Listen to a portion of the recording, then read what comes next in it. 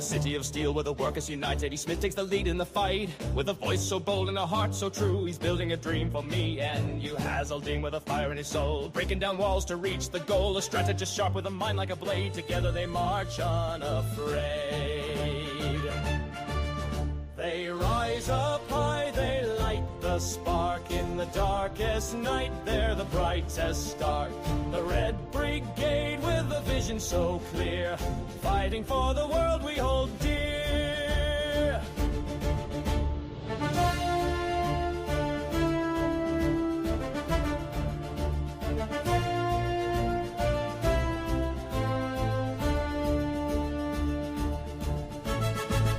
Hinkle stands tall with his might, shaking the system and bringing the light. With passion unyielding and a voice that's loud, he's rallying hope in every. Carlos Garrido, the thinker so wise, a philosopher's gaze in the worker's eyes. He maps the road to a future that's just. In his steady hand we place our trust.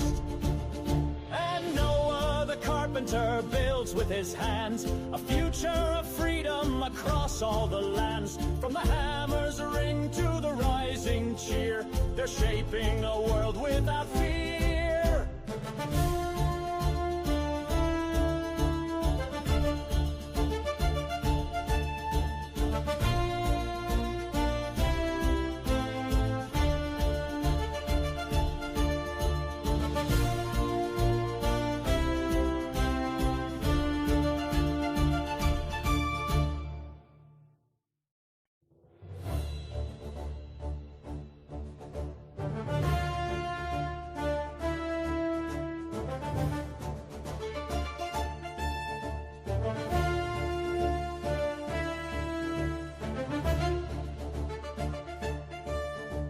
City of steel where the workers unite, Eddie Smith takes the lead in the fight. With a voice so bold and a heart so true, he's building a dream for me and you. Hazeldine with a fire in his soul, breaking down walls to reach the goal. A strategist sharp with a mind like a blade. Together they march unafraid. They rise up high, they light the spark. In the darkest night, they're the brightest star. The Red Brigade with a vision so clear, fighting for the world we hold dear.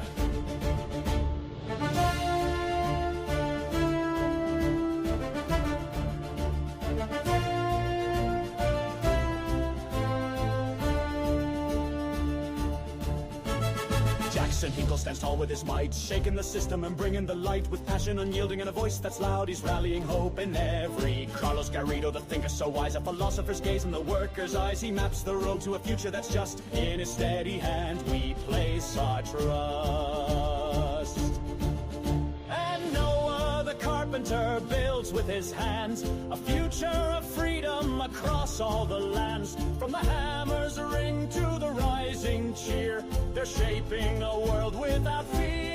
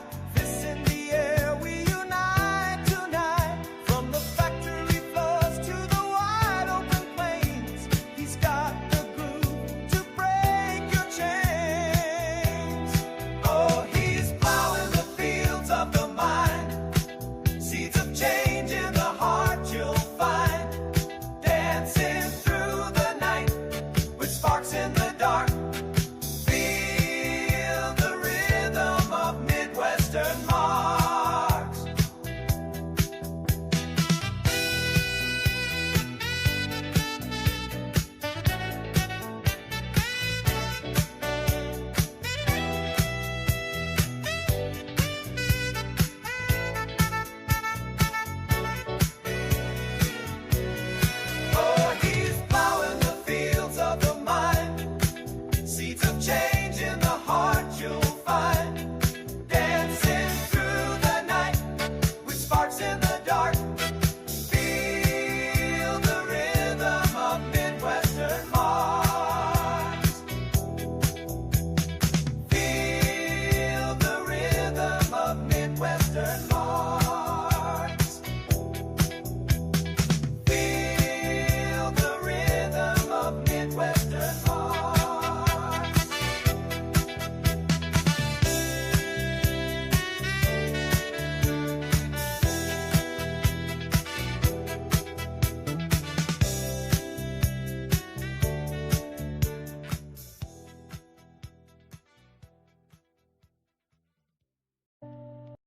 A single spark can start a fire, burning harder, rising higher. Through the fields it spreads desire. A single spark can start a prairie fire.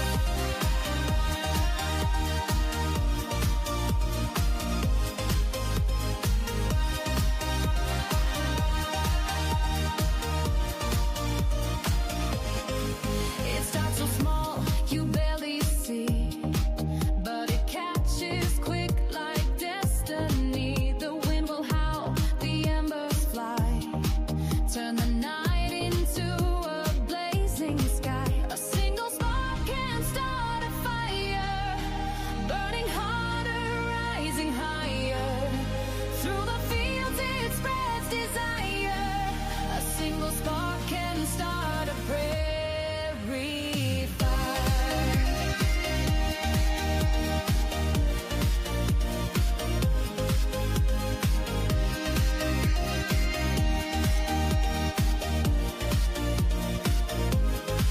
A single spark can start a fire, burning harder, rising higher. Through the fields it spreads desire. A single spark can start a prairie fire.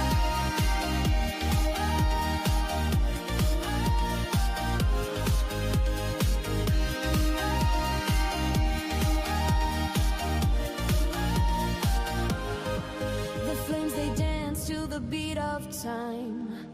A wild rhythm, no reason, no rhyme. From a whisper to a thunderous choir. A single spark can start a prairie fire.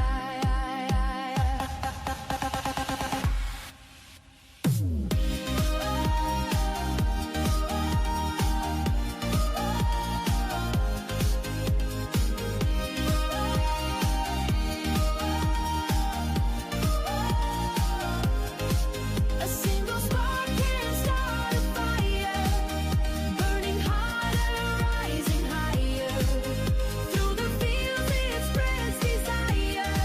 A single spark can start a prairie fire.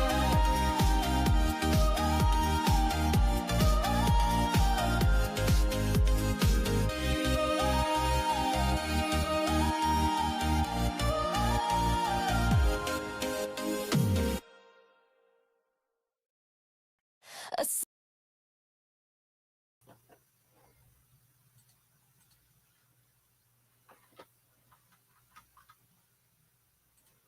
All right, what's going on, everybody? Tell me how the sound is. Tell me how we're doing with that.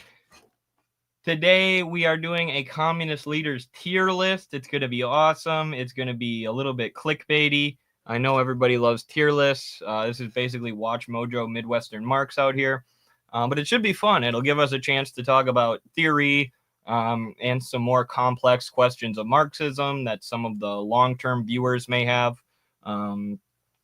Talk about some of the main debates in the Marxist tradition historically, and where we kind of fall on those debates. So it should be interesting, and then it'll also be nice for normies, people who don't know that much about theory and communism and Midwestern Marx and whatever else, to kind of see what we think about these socialist leaders and get an idea of what they stood for historically. I have some tier list that was pre-made. There's like 1 million socialist leaders in it. Sorry. So I'm not gonna do them all. Look how many there are. Like they have so many like random ass American CIA socialists in there too. So we'll be skipping over quite a few of them. But we will get all of the main ones and any of the ones that you guys want to do. There might be some people that I don't even know about, so you guys might have to help me and educate me a little bit. But we'll get right into the tier list after the actual intro. High Sheriff Hazard is a hard man to be. High Sheriff is his only plan. He digs through pockets, takes what he can, for he's High Sheriff Hazard. He caught me one evening, and here's what he said: "You look like a Russian, you look like a red, and if you're fond of your skin and your head, beware the High Sheriff of Hazard."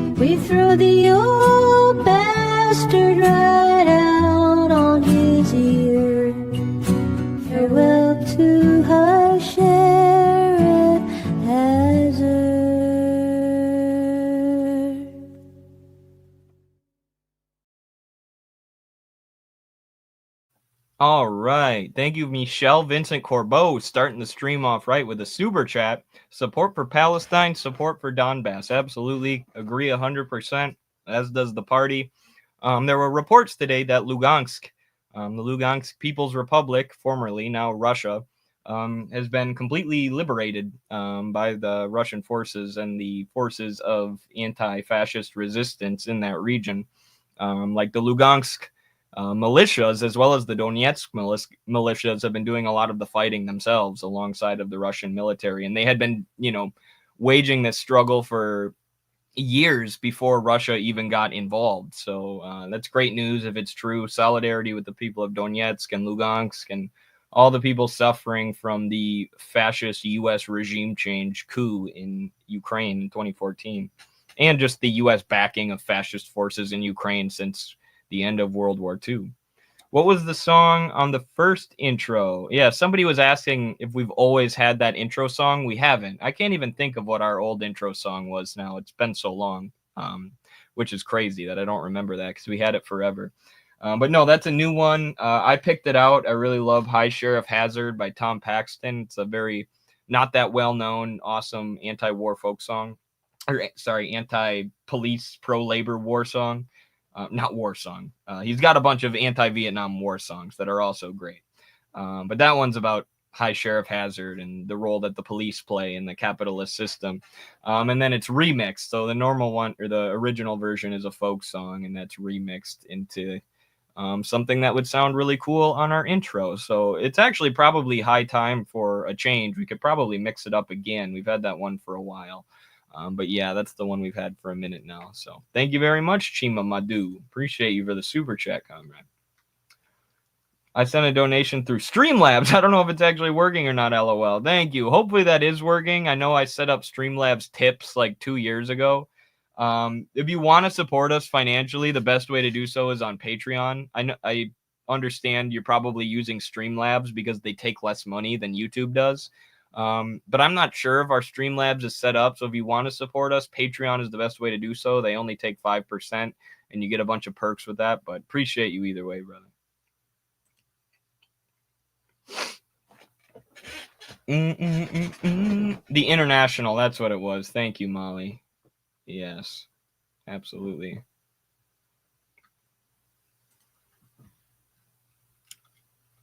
All right, folks, should we get into the communist leaders tier list?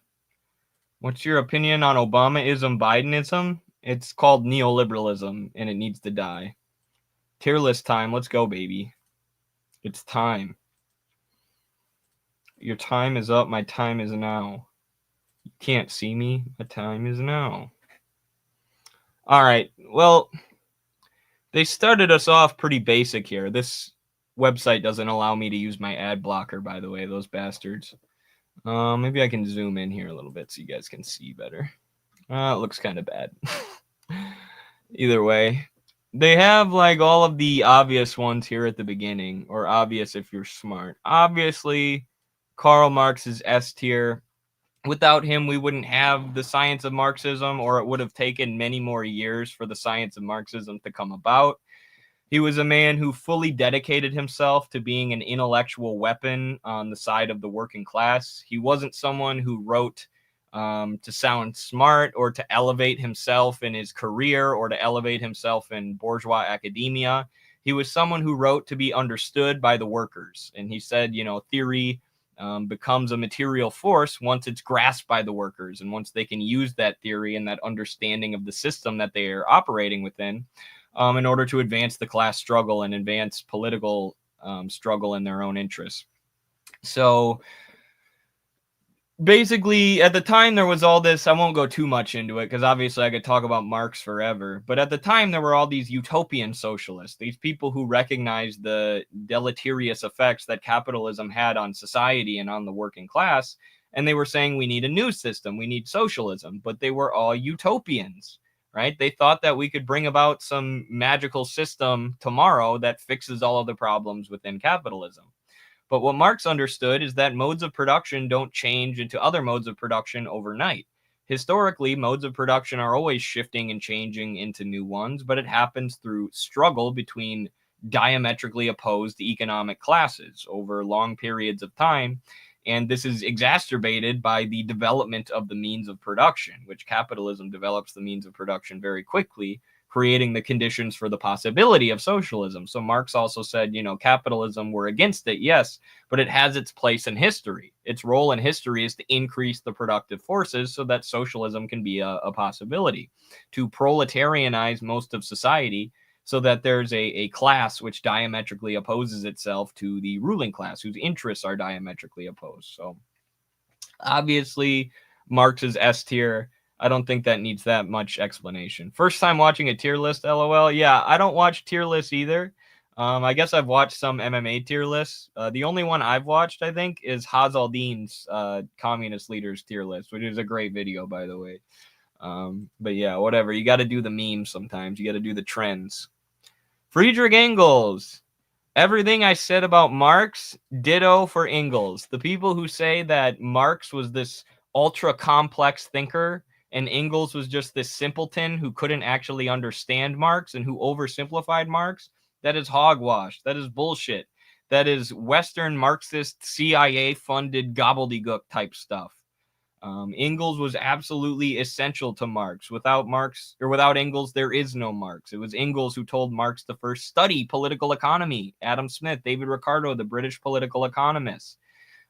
It was Engels who did the first dialectical materialist analysis of the working class in England, the state of the working class in England.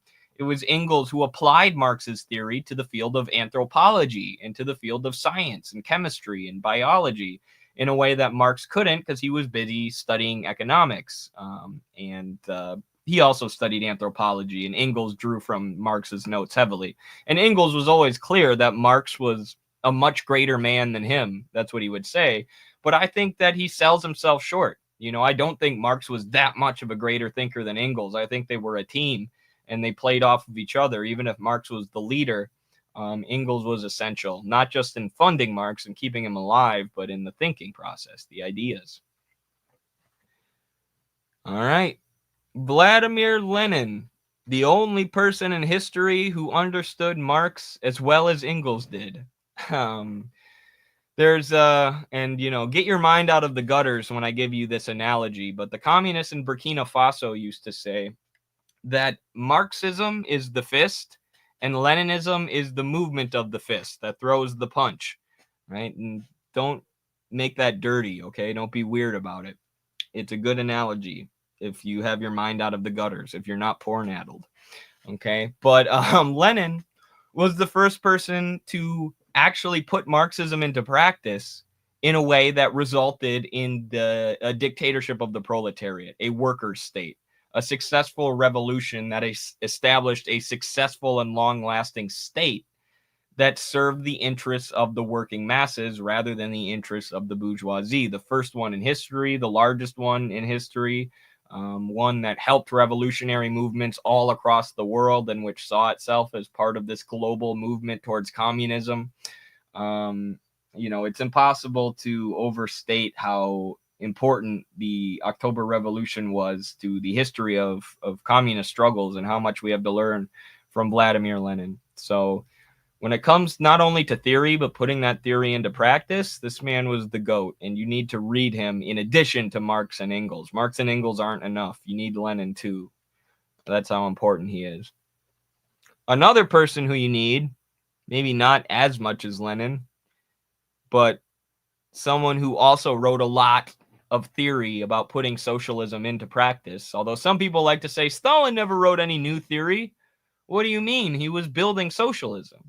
He was writing about how to collectivize the farming system and how to develop the industry and how to make socialism actually work in practice.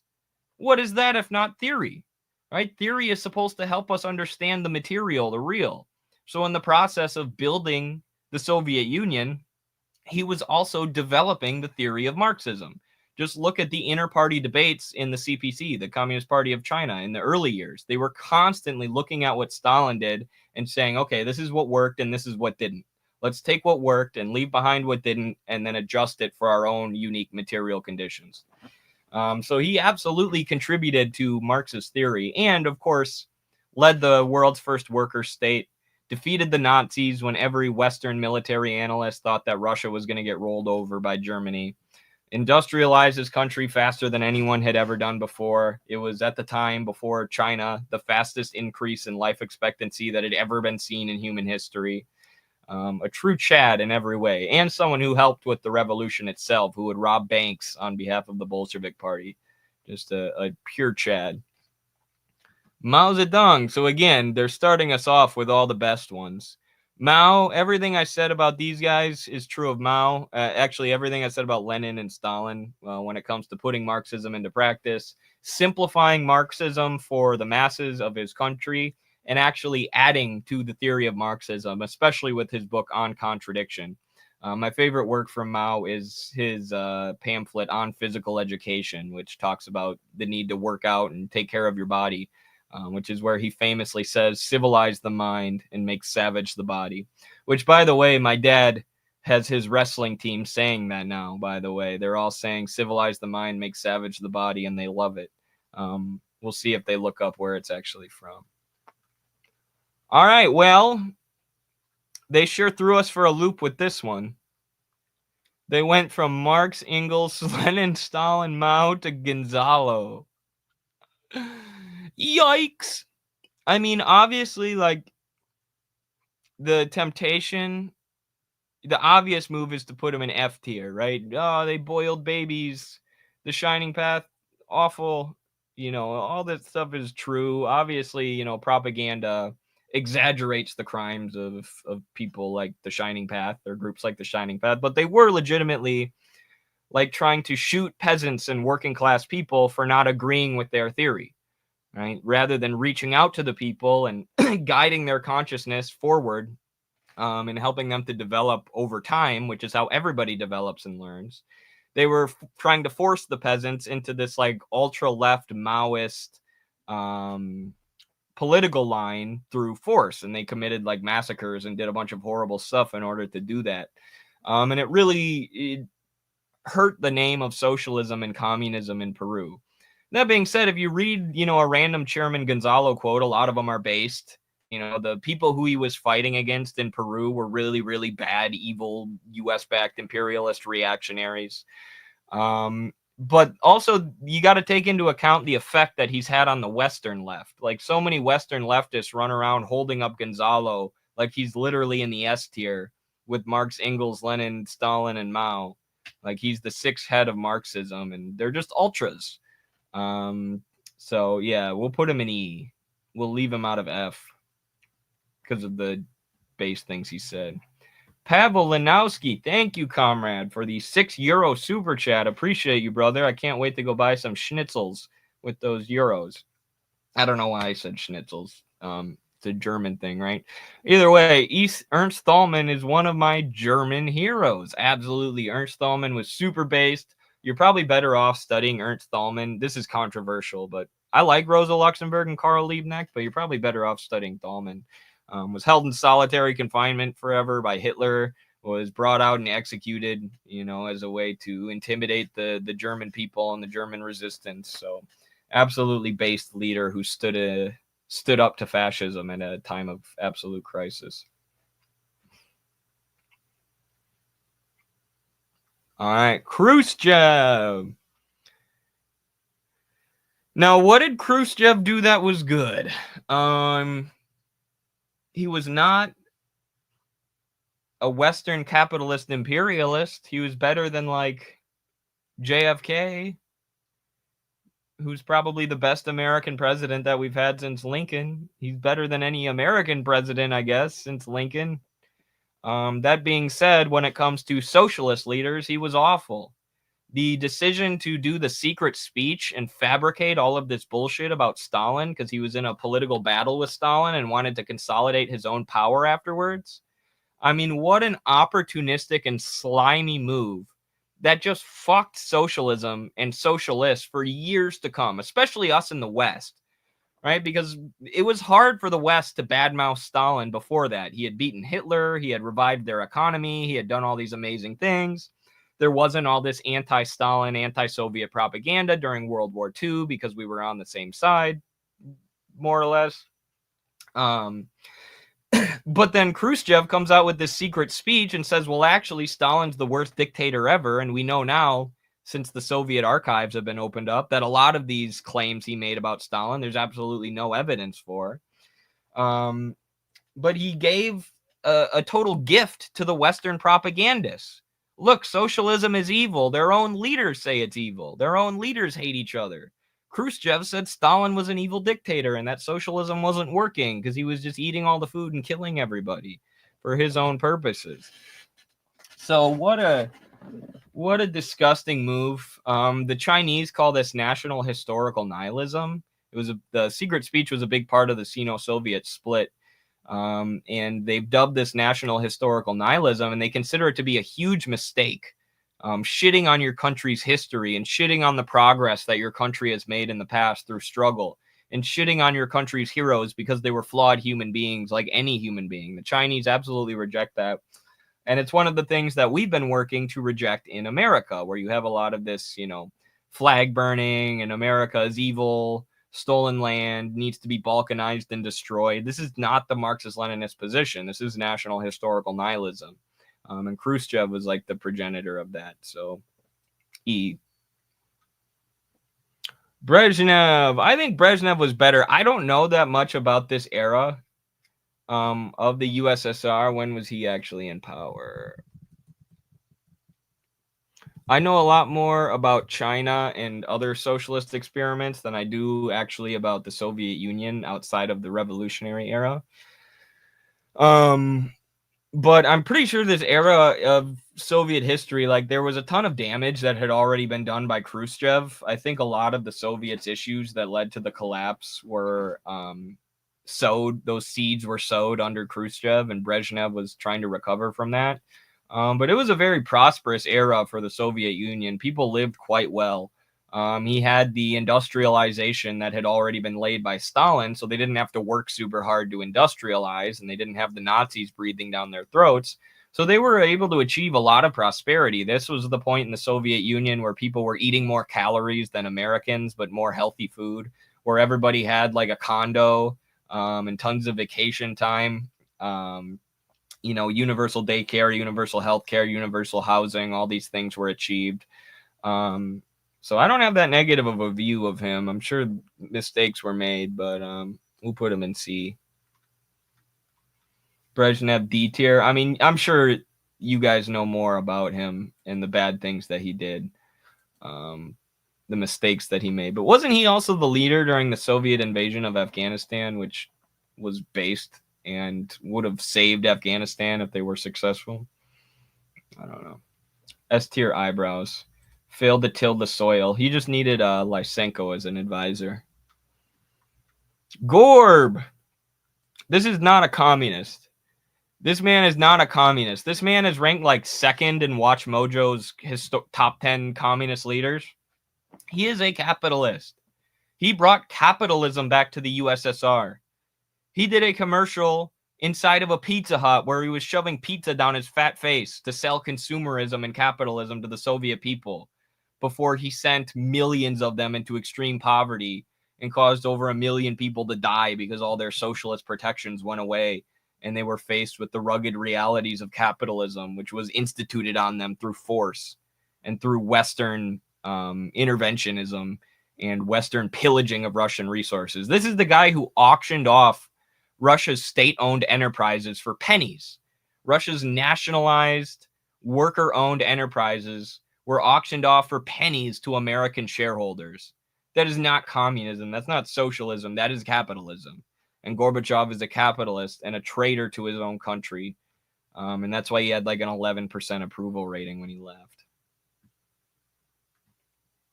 Yes, agree with everybody in the chat going off about Gorb right now. Yuri Andropov. Let me look up Andropov just to get refresh my brain on who he was. He was the general secretary in the USSR, was a chairman of the KGB. I know he's like a famous figure, but I don't know that much about him. Wasn't he the one before Gorb? We'll skip Andropov. I don't know enough. Konstantin Chernenko. I don't know much about him either. I'm showing my ignorance right now. Another general secretary of the Communist Party. Oh, he must have been there before Andropov, maybe? Gotcha. Or Andropov was before him. Yeah, we'll save those leaders. Like I said, I don't know that much about that era of the Soviet Union, so no investigation, no right to speak. And actually, I know I have comrades who are very close to me who could tell you all about that era of the USSR and who know it better than me. So yeah, on another stream, maybe. Malenkov, Molotov, we'll skip these guys. Just a bunch of people who were part of the USSR. Trotsky, again. Well, I don't know if you could say the same thing that you could say about Gorbachev, that he wasn't a communist, because like he did help lead the Red Army. He did shut down the Makhnovites, the anarchist bandits who were, raiding Soviet supply lines and terrorizing the peasant population in the name of anarchism and decentralized authority and all this bullshit. Trotsky was the one who shut them down, but he was always a worm. He's often portrayed as Lenin's best friend, like in that Russian Revolution oversimplified video we debunked a while back. But in fact, Lenin thought he was always a worm. He said that Trotsky would, rather than taking a firm position on any of the major questions of Marxism, he would manage to worm his way in between both positions to try and appease everybody. He was afraid to stand on business. And in practice, he acted not even just as a liberal or anti-communist, but as a fascist. He was leading the charge, bad-mouthing the USSR in the same way that Khrushchev did with the secret speech, at a time when the Nazis were trying to destroy the USSR. He was giving them propaganda gifts. When he was exiled from the USSR, he took a little stop in Italy, Benito Mussolini's Italy, and rather than being killed for being a member of the Red Army, he was welcomed and had a few meetings and just left, went on his way with no repercussions. And we've been talking about the theoretical legacy of a lot of these leaders and the way that their lives and theory and actions have affected the Western left, the American left. And there is no leader who has dicked the American left more than Leon Trotsky. Because you can be a Trotskyist and say, I'm a socialist, but every time socialism's ever been tried in practice, it's failed. I'm a socialist, but socialism doesn't work in real life, except when I try it. Now trust me to do it. Right? You can do that and still have a job in the American Academy. You can still have a nice job and call yourself a communist if you're a Trotskyite and you condemn existing socialism. Socialism when it's actually put into practice in real life. So Trotsky has created this vein of academia that the CIA has exploited to no end. That allows for compatible leftism, that allows for anti-communist communism, which ultimately serves the ruling class while cloaking itself in red and a hammer and sickle. So an incredibly bad effect that Trotsky has had, and there's a reason that there is a Trotskyite to neocon pipeline. Because even though Trotsky called himself a communist and, did things with the Red Army, his positions, as we said, during World War II and after, became aligned with the fascists. So a lot of people who were former Trotskyites just ended up becoming neocons, because it's not that far of a jump to say, the socialism in practice is bad and authoritarian and it's not right and not real socialism, to saying, well, then we should get militarily involved and destroy these governments and overthrow them, the way that neocons believe. And a lot of the original Congress for Cultural Freedom people who funded a lot of the fake left and the compatible left in the American Academy, a lot of those people were either Trotskyites or former Trotskyites who became neocons. A ton of them. You would be surprised. Read Francis Stone Saunders' book, The Cultural Cold War, if you want to see more about the neocon or the Trotskyite to neocon pipeline that Jackson Hinkle got Alex Jones to talk about, which is just hilarious. I love Jackson. Anyways, we're putting him in F. You're worse than Gonzalo Trotsky. How's that feel? Sverdlov, Zinoviev. We don't need to talk about these people calling in. I want some people from other countries, not like, all these Russian revolutionaries. I want some more. Bakunin. No, not Bakunin. Bukharin. Bukharin's, he's Russian too, but interesting figure. Actually did start out pretty good, I would say. Very interesting thinker, someone worth reading, and then someone who ended up getting purged. But he, Lacerdo talks about this in his Stalin Critique of a Black Legend. Bukharin was collaborating with anti-government forces that were plotting to overthrow the state at a time when they were under attack from the Nazis. So again, basically aligning himself with the Nazis, although he did contribute much more than Trotsky did before that, in my view. So we'll give him a D. Oh, super chat here. Thank you, Pavel. Second €6 super chat from Pavel. Appreciate you, brother. We are a completely people's-funded institute here at Midwestern Marx, and you can donate via super chat if you want me to read your question or your statement, or patreon.com/MidwesternMarx, where you'll get a bunch of perks, including exclusive content and Q&As with me and Carlos. But anyways, you know that Trotsky's books were not banned in Nazi Germany and Italy? I mean, I'm not surprised. It went right along with their narrative about communism. It's the same way he's not banned, or it's the same reason he's praised in the proto-fascist United States, because he goes right along with their pro-war, capitalist, imperialist, or even fascistic narratives. I mean, not only is he not banned here, he's pushed here by the institutions of power. So yeah, Trotskyism is very nefarious, because there are Trotskyites who give very good analysis of economics and politics and history, but then they snake you at the end, at the last moment. They'll try to take the movement in a reactionary direction at the most important times when the movement needs to go in the right direction. So Let's see here. Karl Radek. I don't know much about him. I've heard of him. He was Polish. Yeah, I don't know too much. Rosa Luxemburg. Now, this is an interesting one. Rosa was German. She was killed by Freikorps, who were very right-wing leaning German military personnel, many of whom ended up becoming the Nazis or SS soldiers, or many ended up joining the Nazi party or becoming SS soldiers. And there's a very interesting story because her and Karl Liebknecht, who was Engels' nephew, I believe, who was one of the leaders of the German Communist Party at the time, they were sold out by the Social Democrats. So this is such a perfect microcosm of the role that Social Democrats play historically and the reason we call them social fascists, right? It was the fascists who actually did the violence against Liebknecht and Luxemburg. But it was the Social Democrats who sold them out to the fascists. So they didn't actually commit the fascist violence. They didn't join in with the fascist gangs, but they collaborated with them in order to screw over the communists and the Marxist-Leninists. So great, I mean, really tragic story, but a microcosm of the role that social democracy plays on a macro scale.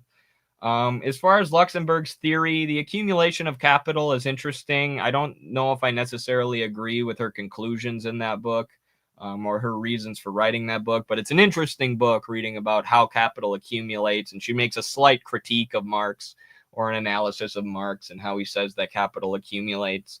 It's an interesting read. I don't know if she's right. I would have to go back and read it again, but obviously was a good leader. Made a lot of mistakes, though. Her polemics with Lenin, I side with Lenin in all of them. She was really focused on spontaneity rather than, over-organized discipline and stuff like that. She emphasized spontaneity. And it's not like Lenin ignored spontaneity, right? He has that famous quote, there are decades when weeks happen and weeks where decades happen. Things are spontaneous and random. But we don't need to worry about that so much. We need to seize the opportunities when they come. But luck is when preparation meets opportunity, right? You can't have spontaneity if you don't have disciplined organization day by day. If you're not ready to meet the moment, when that spontaneous revolutionary moment comes about, you won't be ready. And I think Rosa Luxemburg also agreed with this. She was obviously on the ground organizing every day. So I don't really understand what the polemics were all about. When I read them, I'm like, what the hell are you guys even arguing about here? And anyways, she ended up getting killed and Lenin ended up winning. So that's kind of harsh and crude and morbid, but that does show you who was more correct in the debates. But the debates are stupid anyways, I feel like. I'm like, why are you guys even arguing? But we'll put her in B. That's a little high, but whatever. It's nice to have some famous female comrades. Karl Liebknecht. I basically just told the whole story of him. They made a lot of theoretical mistakes too that led partially to the Nazi rise to power. Karl Kautsky, someone who Lenin respected at the beginning. Someone who was an intelligent thinker at the start, but who had his brain broken by imperialism and opportunism and the First World War. He had this absurd theory of super imperialism. The idea that, how does super imperialism work? It's like you let imperialism go, and eventually imperialism conquers the entire world. And then it creates socialism, because then we'll have an entirely conquered, globalized economy that's, centrally planned by the dominant imperialist powers. There's some gobbledygook like that. I can't remember the actual thesis. That might be slightly mangling it. But I mean, we see that now. I also believe he thought the imperialist powers would unite into one imperialist power, which would make it easier for the workers to struggle against. But I mean, we've seen that in modern day. We have the U.S. after World War II becoming the dominant imperialist hegemon. We have one country rather than various competing imperialist countries. One country, basically with Europe being their tools, basically being occupied by the U.S. financial system after the war. And did that bring us socialism? Obviously not. It's why would the American imperialist ruling class start doing socialism and helping the workers? Clearly not. But he was a Dem Pat sock. Yeah, basically. And Lenin just absolutely cooks Kautsky. Because Kautsky was one of the smarter people opposing Lenin at the time. Theoretically, he uses Kautsky all the time to explain his ideas, to counter Kautsky's ideas and articulate his own. And so he has books and books and books just cooking this man. But we'll put him with Khrushchev. Hoxha. Let me get these guys out of here. Hoxha was pretty based, man. There was a lot of stupid stuff going on. He was like kind of ultra in his like everybody's a revisionist but me type stance. But I mean, I kind of respect that he stood on business and stood on principles. And a lot of the critiques he had at the time of China and the USSR and the existing socialist powers were legitimate. And they were critiques that, the Soviet Union especially should have taken more seriously. Maybe they should have taken his everybody's a revisionist sort of stance more serious. Maybe everyone is a revisionist at the end of the day. We'll put Hoxha. We'll put him in A tier. Screw it. I like Hoxha. All right, let's look for some more famous ones. Dimitrov. I don't know if I'd say that's a communist leader. Is it? Am I thinking of the wrong guy? Oh, I am thinking of the wrong guy.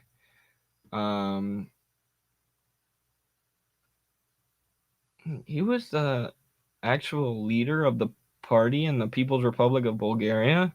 I didn't even know that, dude. I'm so stupid.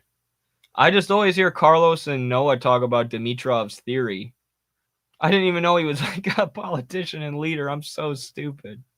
I really got to learn more about East Europe and the history of the USSR. I know too much about Latin America and Asia.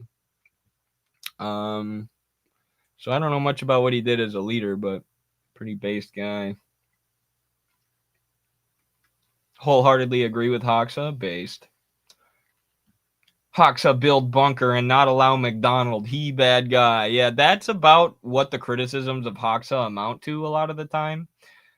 He built bunkers. He built way too many bunkers. Like, well, if the U.S. would have actually invaded them, like very well could have happened during the Cold War, or if the USSR continued on and the Eastern Bloc continued on, then they would have been thanking him for building those bunkers because they would have needed them to defend themselves. So.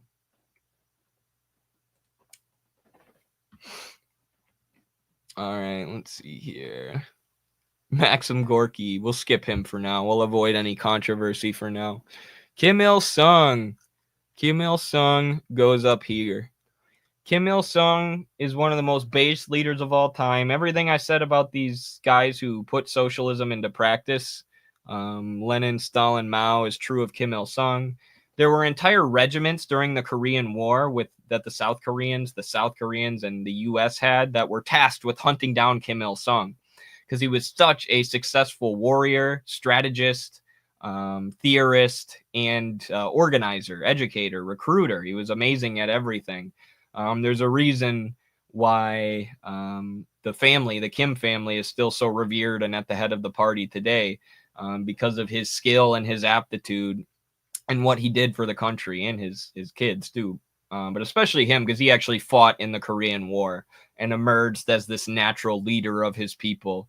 And he developed Juche with these hyper-based principles of self-sufficiency, and not being dependent on any other country and being able to survive an imperialist blockade all on their own, which have been vital principles in defending against imperialism, which is why the DPRK is having more success than almost any other country defending themselves from imperialism today, despite the fact that they're being strangled under a blockade. All of that's rooted in Juche and Kim Il-sung. Kim Jong-il. I'd say I'd put the kids here. They were good too. They just didn't have the same context as the grandpa and father, where he was in this war fighting for his own country's liberation against first the Japanese colonizers and then the U.S., where they killed 20% of his population. Kim Yo Jong, she's only on here because she's famous and because everyone knows who she is.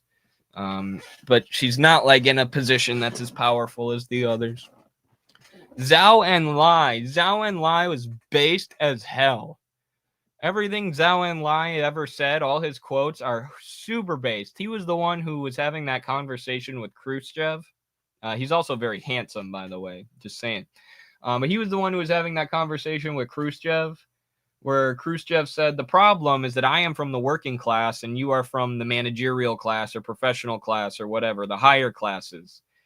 And Zhao Enlai said, yes, and the other thing we have in common is that we are both traitors to our class. Just completely cooked him. And it was true, that was during the Sino-Soviet split when the USSR was moving in a bad direction under Khrushchev and China was moving in a better direction. They still had mistakes and stuff, but yeah, we'll put him in A.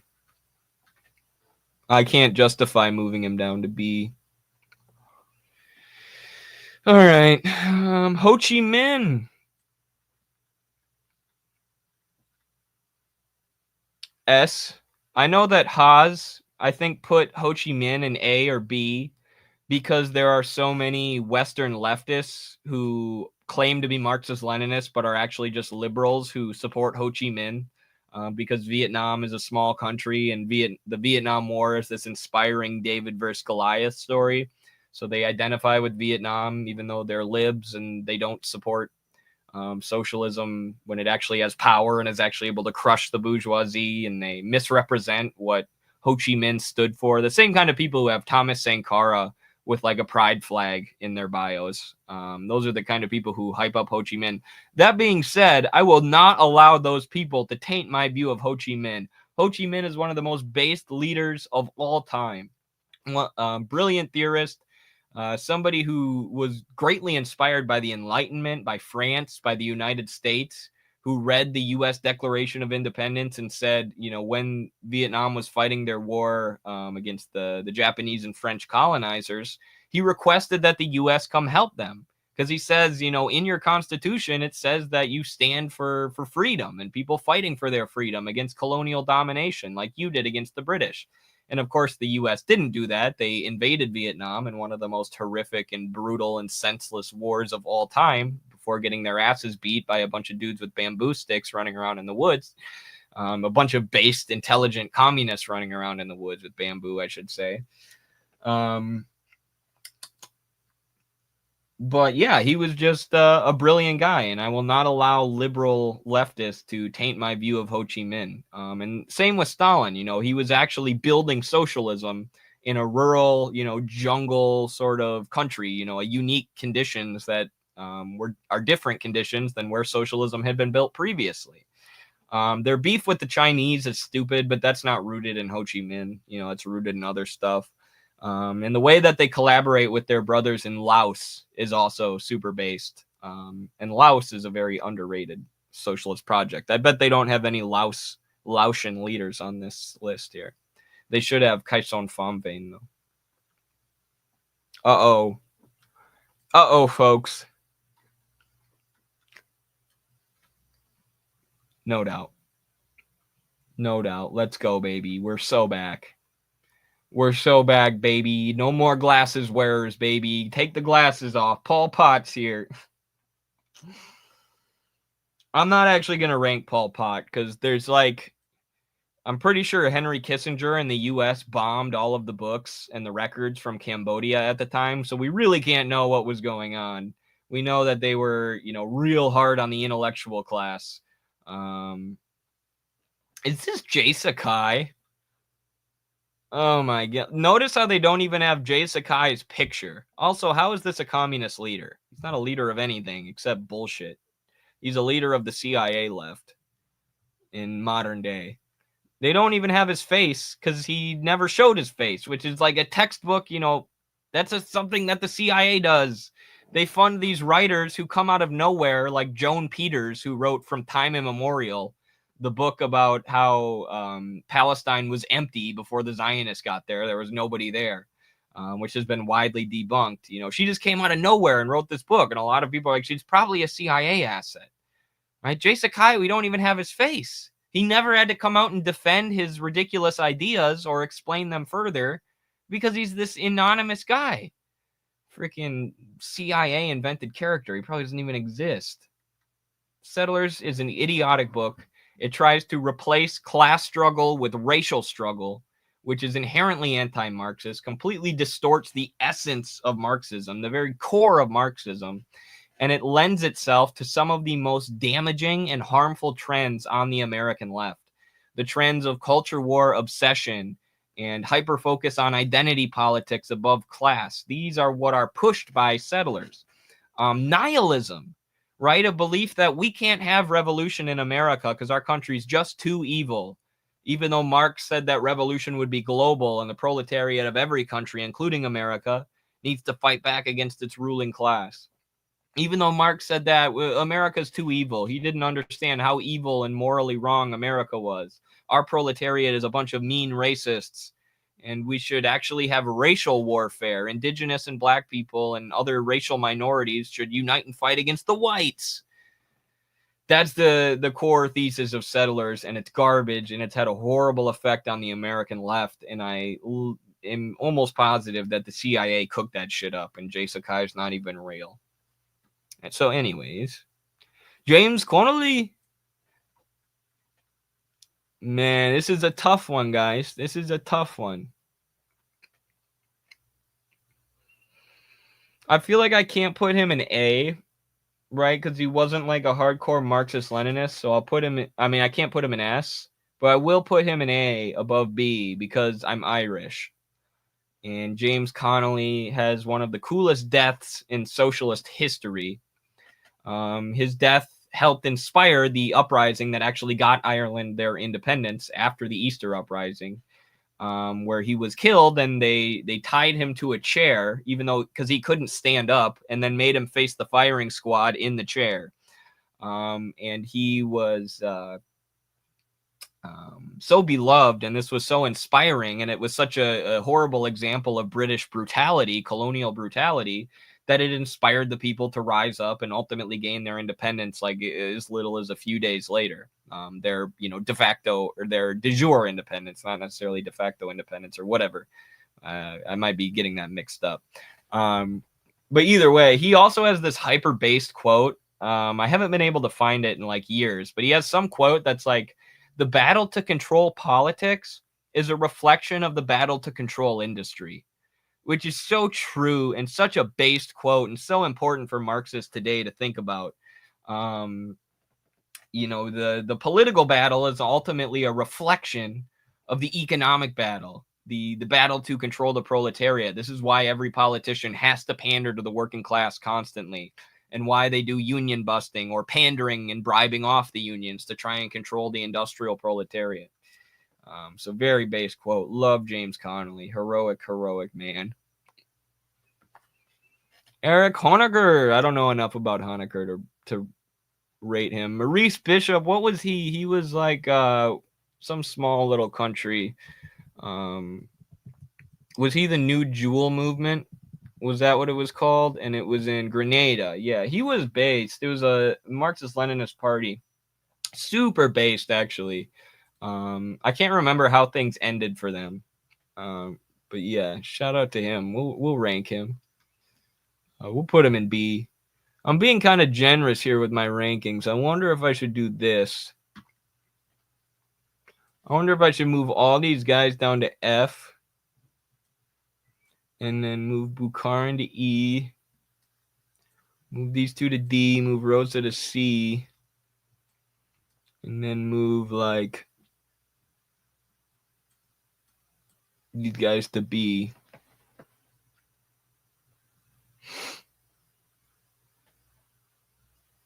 Yeah, I feel like that makes more sense. Hoxha might be A though. Move him up there. Drop Hoxha. No. No, he's staying in A. All right, did I miss any? Here we go.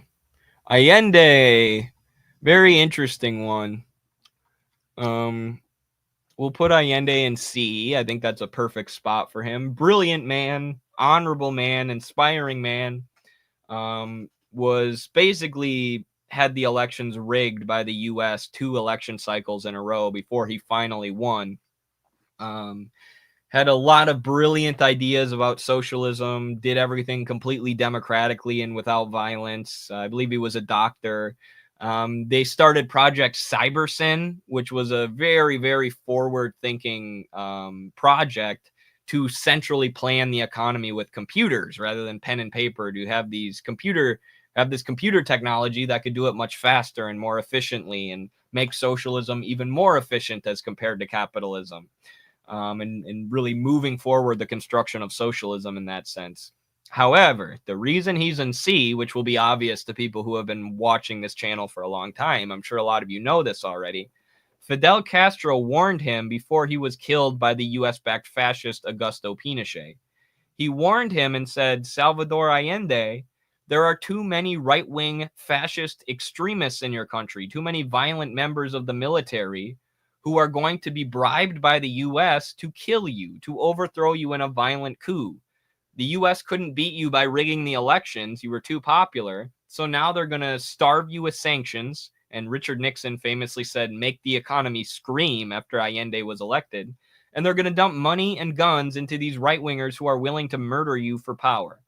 He warned him and said, you can't be democratic and naive about this. You can't be liberal about this. You have to crack down on these fuckers like Pinochet before the U.S. arms them up and they kill you. Allende didn't listen because he was too moralistic, too nice of a guy, too naive, I guess, in a way, too democratic from the perspective of liberal bourgeois democracy. And that was ultimately his undoing, which is a tragic story. And, you know, Pinochet and the CIA, damn them to hell for doing that to him. But from the communist perspective, you got to know that that's what the CIA does, right? And you have to take effort or take steps to combat it. Bishop was assassinated in a CIA coup. Thank you, Chima Madu, for the $2 and for clearing that up. I knew it ended really tragically, but he fought them off for a while. Very based. So many similar cases. Yes, many such cases. Many such cases. All right, let's see here. Hugo Chavez, populism. A. Hugo Chavez is A. He would be S if he was a Marxist-Leninist, but he's a very populist leader, came from the military, invented Bolivarian socialism, or was one of the people who invented Bolivarian socialism, which is basically socialism with Venezuelan characteristics applied to Venezuela's characteristics. Helped build up the commune system, which he saw as like the building blocks of socialism, developing these agricultural communes. He funded them and gave them all these resources through the state. He was constantly pushing for more collectivism, more socialism, rooting capitalism out of every aspect of Venezuelan society. And the U.S. absolutely killed him with a heart attack gun.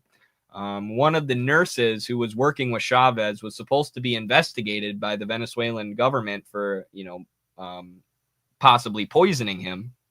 And she ended up taking exile in the U.S., where she's being protected from the Venezuelan government from any kind of investigation. Most people in Venezuela think that he was killed, or most of the left-wingers, actually. Anyways, so I believe it. Russia said they found evidence of it when they seized the Ukrainian biolab. They found evidence that the U.S. had poisoned Chavez. Wouldn't surprise me at all. So he was hella based. Hella based. Love that guy. One of my biggest inspirations. Ceausescu. Look at him. I don't know much about Ceausescu. I just know he has like a bunch of funny ass portraits. Tito. We will put Tito in B because he was based. He was wrong in all of his debates with the Soviets. Market socialism is what ultimately allowed Yugoslavia in many ways to be dissolved, or their version of market socialism. They're taking IMF and World Bank loans and being more open, without, putting harsh enough controls on the markets that they had, the way China has done. And China's learned a lot from the failure of Yugoslavia, the ultimate Balkanization of Yugoslavia.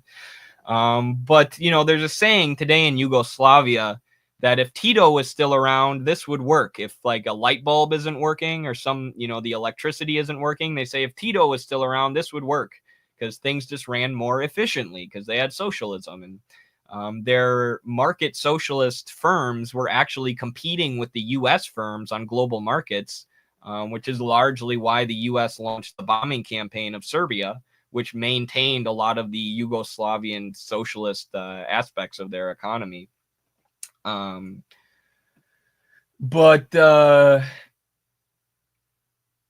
Yeah, I don't know. The guy was pretty based. I don't know what to say. He had his debates with the USSR and China, and I agree with not him, but he was based. So, and he united a country of a bunch of different ethnic groups and nationalities.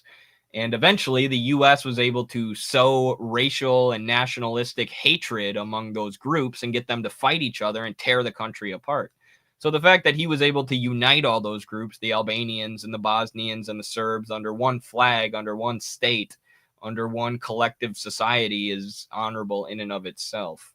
And this goes back to what Haas is always saying about, how big nations, large nations, are often better than smaller nations, which are like balkanized, fascistic, racist states, rather than big collective states that unite vast swaths of people across different cultural lines.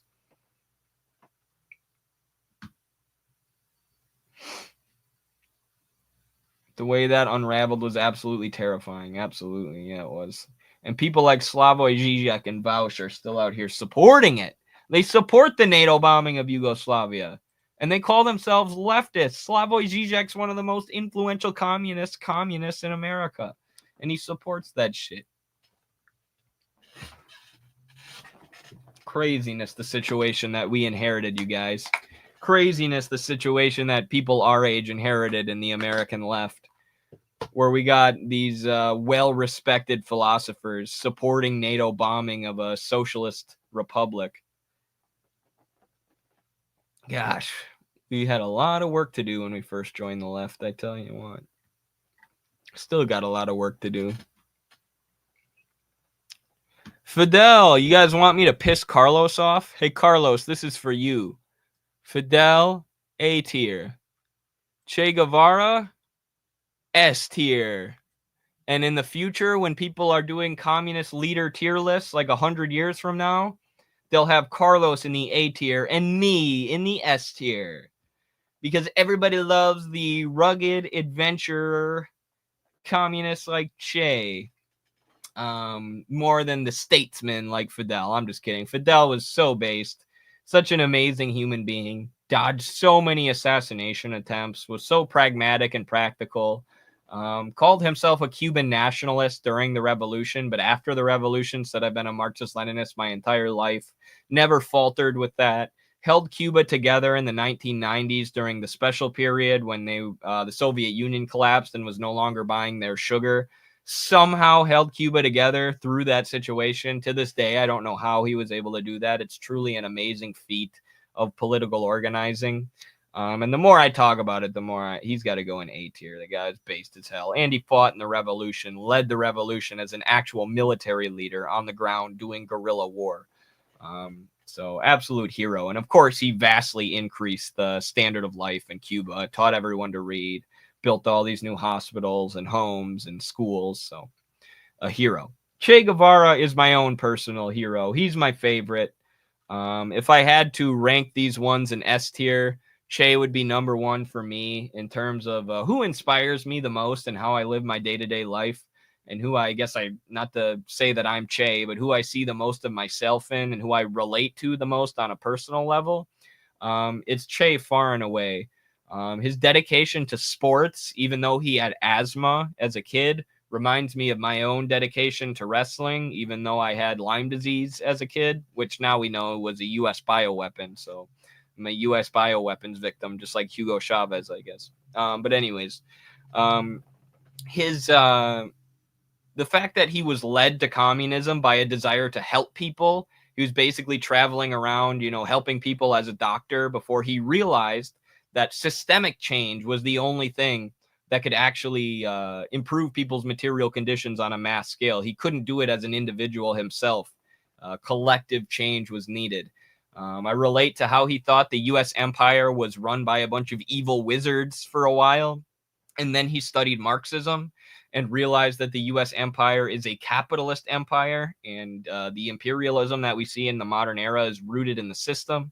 He understood that Latin America couldn't have true independence without economic independence. He was basically a pan Latin Americanist who wanted to unite all of South America and the socialist unity into one socialist state. And he also ran the country's industry after the revolution, not because he liked doing it, not because he liked planning and doing math and managing the country's heavy industry, but because he was the most well-read, because he had read so much theory and had such a deep understanding of Marxism that he was the only one who could do it really well. And he did that job diligently, even though he hated it, even until he went to go fight more revolutions in the Congo and Bolivia, where he died, which is my only critique of him. It was kind of stupid to go to Bolivia, even though it's badass and honorable that he was going to other Latin American countries and even another continent to fight for their people. The same way he was Argentinian and he went to Cuba to fight for their people and was embraced by them. Also badass. I mean, this was a guy who was setting up schools, Marxism schools, to teach the peasants to read and to teach them Marxism during the revolution, while the guerrilla war was still ongoing. So that shows how important theory was to him and how important a Marxist-Leninist basis for your thinking was to him, that he was using resources during a guerrilla war to educate people. And it worked, and it's part of the reason why Cuba has been so difficult for the U.S. empire to overthrow to this day, because their people are so educated. All right, sorry. I could talk about fucking Che forever, dude. This guy is such a badass. When I read his biography, I loved the man already, right? But I was expecting to come away with a more critical view of him and the more bad things that he did. That biography is 700 pages, and by the time I finished it, I was like, this man is a god or a demigod. This man is the closest thing like Marxists have to a literal superhero in real life. I couldn't believe how many of the amazing stories I had heard about Che were true, and how few of the bad things I had heard about him were true, and how his mistakes were just genuine mistakes that he learned from. Truly a heroic man. And, just reading about what he would do physically, his training for the revolution, what he would do mentally, how he would, run around the Escambray Mountains with a weighted backpack and then come back and read Marxist theory and encourage others to do it and criticize his friends, right? Not like a liberal who hides their criticisms in order to make people like them, like a Trotsky, which is something that Mao rails against in Combat Liberalism. Che would chastise the people around him if they weren't doing the right things. He never even... he had a couple wives, and I think a mistress during the revolution. But after the revolution, when they took power, he never cheated on his wife. They would offer him like women when he would go abroad to other countries on diplomatic visits, and he would reject them and send them away when I'm sure other people would partake. So really heroic guy. When it comes to like morality and virtues, I know Marxism isn't about morals. You can have whatever moral compass you want for the most part and still be a Marxist as long as you'll fight for the working class. You don't need to be a great person. But in terms of my own personal moral, ethical worldview, I align like 100% with Che Guevara because he turned Marxism into like a worldview. He was big on not just needing to destroy capitalism as a system, but also the culture and the individualism and selfishness that capitalism imposes upon us and indoctrinates us with, to fight that in our own actions and to act as collectivists, and to act not in our own benefit, but in the benefit of the whole of society and the community and our comrades. And this is why Fidel Castro called him a man from the future. He was a communist man living in a semi-feudal capitalist society. He was ahead of his time. He was more collectivist. He thought like a communist. not like a selfish, individualistic opportunist. And he was hated by a lot of the academic Marxists in Cuba at the time, in Havana, because he was too revolutionary and too based. And he proved them wrong by leading a successful revolution while they were sitting in their ivory tower doing not shit. But anyways, that's enough about Che. I'm sorry. I love that man so much. He has affected my life so positively, in such a deep way. Easy for me to talk about him forever. Huey Newton, I'm not going to rank him because I have a biased perspective on him as an American. His theory of the lumpen proletariat is interesting. I don't know if I agree with it. It made sense for the Black Panthers' conditions at the time, though. Good leader. You should read about him, and read about what the CIA did to the, Black Panthers, and learn from the mistakes of the Black Panthers as well, because there were mistakes and their leaders acknowledged that. But I'm not going to rank him with like Kim Il-sung and stuff. That just doesn't seem right. Ortega, the former guerrilla and now elected leader of Nicaragua. Ortega, I mean, you almost have to put him in A because he's still leading a socialist state, right? He's still in power. And a lot of these leaders in the B tier, well, not all of them, but a couple of them had socialist states that were overthrown by imperialism. Whereas Nicaragua was once overthrown by imperialism after the revolution, but then 6 years later, I believe it was, they came back and won in an election. And what happened during those 6 years was the Sandinistas had to regroup and re-strategize. And they said, not only are we going to take an electoral path now, a more revolutionary electoral path, not like an AOC electoral path where they just join the Democratic Party and call themselves socialists and get voted in. No, but a real revolutionary electoral path where they had, deep connections especially in the rural regions where the campesinos are. That's where a lot of the strongest support for the revolution is. And a lot of the anti-revolutionary sentiment comes from the universities and the colleges and the libs, the upper classes, the educated professional classes. So that should tell you something about the reactionary nature of those classes, as compared to the rural and industrial proletariat. But anyways, the other direction that they decided to go during that time was in a more Christian direction. There were 3 factions within the Sandinista party, and it was the more Christian faction that won out. And they started doing things like pushing Christian values at the community level and synthesizing the country's Protestant Christian beliefs with socialist political and economic theory. And that has been very successful. And in some ways, they are more socially conservative, which is why, you don't hear like PSL and other American communist parties praising them as openly as they'll praise like a Cuba, because they have socially conservative positions. Like they're not, pro-abortion.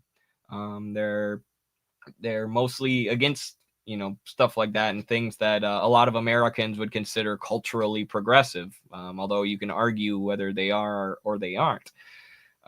So they have also faced horrible sanctions from the U.S., which again aren't talked about as much. And I do think this is partially because they're more Christian and more socially conservative, that the embargo on Cuba and the sanctions on Venezuela get talked about far more than the crippling sanctions on Nicaragua, that they've done very well in the face of. They have like healthcare facilities in the rural regions, in regions where they would have had to walk 2 days to get healthcare access in the past. So badass socialist experiment. Ortega's a badass socialist leader who cut his teeth in the guerrilla struggle before winning an election, and he's still in power to this day. A little bit eccentric, but a great leader and a great man. Hey, relax, guy. You need a rest. I was just thinking that. I'm like, man, I've been just ranting about these leaders for like an hour and 20 minutes now. I should probably check the chat a little bit. Didn't Huey get psyoped into drugs and adventurism? I've heard that, but I've also heard that that's bullshit. I've heard that before, but I've heard that, that whole narrative about him is actually a psyop in and of itself. So I don't know. It's hard. The sad thing is how the left is hardly revolutionary or even organized. Many aren't even leftists and just pretend. Yeah. We're building, though. We're getting there. We have the American Communist Party now, a real Marxist-Leninist party. And eventually, we'll be in an era where you can't call yourself a communist or a Marxist-Leninist unless you're in the party, where there's one unified Marxist-Leninist party in America. We'll reach that day. We'll reach that day soon. Bukharin should be C tier. He contributed a lot. He did. You're right. But he also collaborated with extremist right-wingers to try and overthrow the government. So I agree, though. He was a smart guy who contributed a lot. I want to see the Gaddafi and Sankara rankings. Are they on here? They better be on here. I mean, I guess they weren't. Gaddafi wasn't communist, but still. Socialist. No, seriously, why is there a book in F? What the hell is Settlers? I explained that earlier if you want to rewind the stream. It's because there was probably a CIA book, because the author, Jay Sakai, probably never existed. And the CIA put that book out there just to weaken the left and confuse young leftists in their education and theoretical development. Hell yeah, ACP. Let's go. Ortega above Enlai? I don't know about that. Yeah, that doesn't really make sense, does it? When you're ranking these people, you just kind of go along and do it. And then when you look at your tier list after you're done, sometimes it's like, well, that one doesn't really make sense. How can Zhao Enlai, a Marxist-Leninist leader, be under, of China, the world's most powerful existing socialist state, be under Ortega? It's just the way I would explain it is Enlai wasn't the main leader of China. He was under Mao. Whereas Ortega is the figurehead of Nicaragua. So that's really the only explanation for that. But yeah, theoretically, and in terms of, agreement and alignment with the ACP, Enlai is probably above Ortega. But that we love the Sandinistas. I don't mean to say like we have all these disagreements with the Sandinistas. We love their Christian socialist system. Super based, want to build tighter connections with them. They're one of my favorite existing socialist projects in the world today. B for Gaddafi. Yeah, that's about what I would say too. Let's see here. Malcolm X, not really a communist based, but not a communist. Martin Luther King, same thing. Deng Xiaoping, for me, Deng is an S tier. For me, Deng is the sixth head of Marxism. I don't see how you can be pro-China today and not put Deng as one of the heads of Marxism and understand that Deng had a huge advancement in Marxist theory, understanding that we can use the animal spirits of capitalism in order to develop socialism. Because what is Marx's analysis? It's that one mode of production evolves out of the other. And China had feudalism. They never had capitalism. Right, so they had to use the forces of the global market, the forces of global capitalism, in order to develop the means of production and develop socialism. And it went a little bit crazy in the 90s with corruption and the markets kind of getting out of control. But then they recalibrated in the 2000s, in the 21st century, under Xi Jinping and the other leaders who did these anti-corruption campaigns, these crackdowns on party corruption and market corruption, and crack down on all these corrupt billionaires and punish them harshly and publicly in front of everybody. And they've lifted more people out of poverty than any other country in human history. They're responsible for 75% of global poverty reduction over the last 10 years. And if it wasn't for Deng Xiaoping, none of that would have been possible. Yes, it was a tactical retreat of sorts, the reform and opening up policy.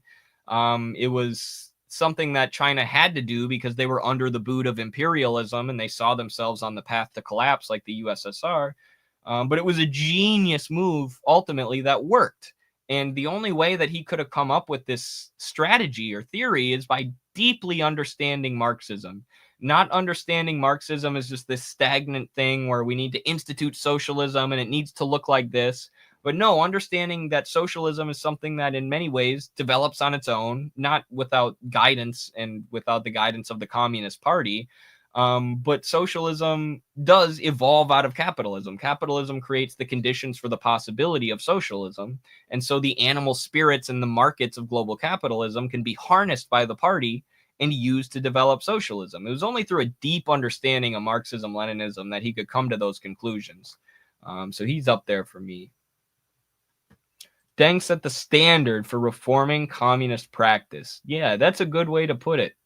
That's a good way to put it. He reformed how existing socialist countries can exist, and in doing so, he revived and helped to give life even to other communist countries like Cuba and Vietnam, who have copied China's model in many ways. The DPRK as well. They also did their own reform and opening up on a smaller scale.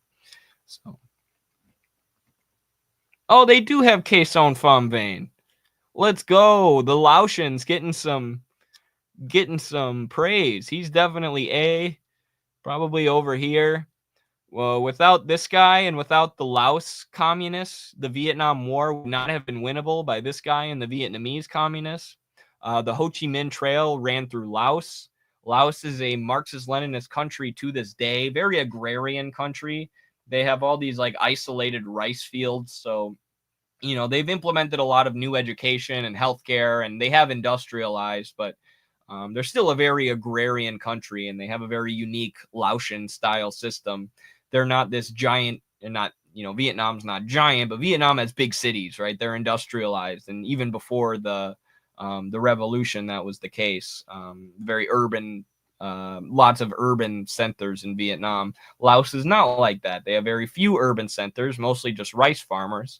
But they were bombed more than any other country in human history during the Vietnam War.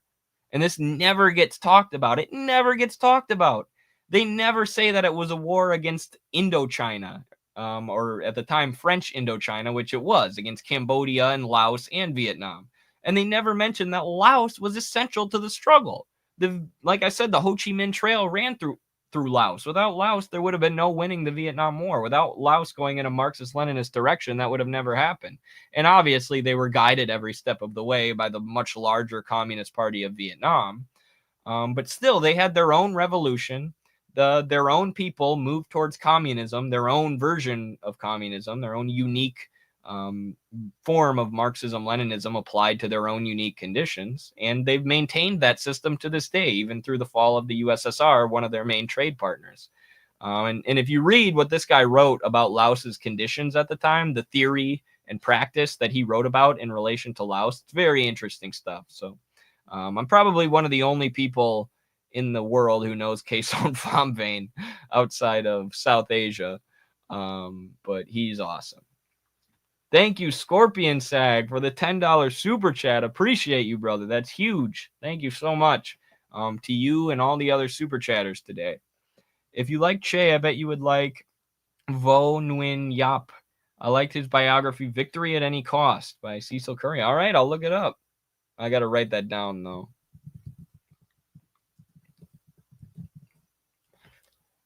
The former deputy prime minister of Vietnam. Okay, interesting. Sounds based. I'll check it out. Thank you, comrade, for the super chat and the recommendation. R.I.P. Anthony Bourdain. Yeah.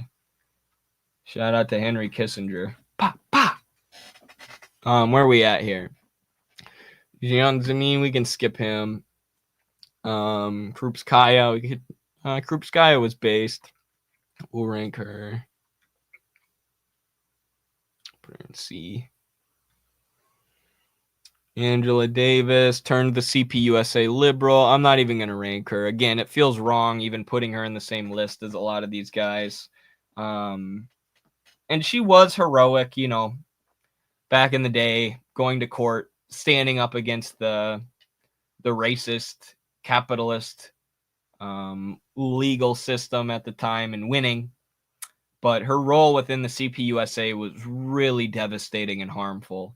Really helped push the CPUSA towards being an appendage of the Democratic Party, and liberalism, and even, openly advocating for a hyper focus on identity politics and culture war stuff rather than class. So really sad what she ended up becoming.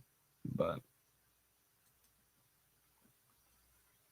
If imperialism is the highest stage of capitalism, then must China pass through imperialism before socialism? Thank you, Jonathan Foster, for the $5. No, that's not what that means. And in fact, China has been developing and is about to surpass the U.S. in development without doing any imperialism, which shows that you can develop and industrialize and bring your people out of poverty without pillaging other countries. That you can have a foreign policy based on mutual development. We scratch your back, you scratch ours, rather than we're going to overthrow your government in a violent coup and pillage all of your resources, right? China's been able to develop without any of that. The US and even the UK needed slavery to industrialize. They were profiting greatly off of that cotton produced by slaves in the American South. They needed all sorts of pillaging and violence to industrialize, and there was always this vast income inequality where the working masses haven't been able to benefit and reap the rewards of imperialist plunder. It's all been funneled to the top. So actually, without imperialism, you can develop much faster. But yeah, funny question. Thank you for being a YouTube member, and thank you for the $5 super chat, comrade. Solidarity. Who do we got here? Zenobia, Hu Jintao, Xi Jinping. I'd say you have to put him in A at this point. Or I mean S. S or A.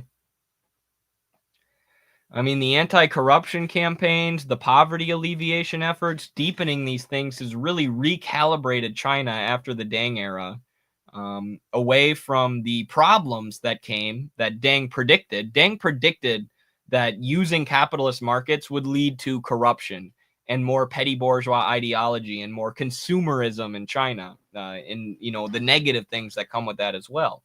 And Xi Jinping has helped to recalibrate, almost away from capitalism and back towards more socialism, although that's a simplistic way to understand it or explain it. But he has, in a way, cracking down on all the corruption and deepening the party's poverty alleviation efforts, which is a deepening of their control over the economy, their central planning of the economy.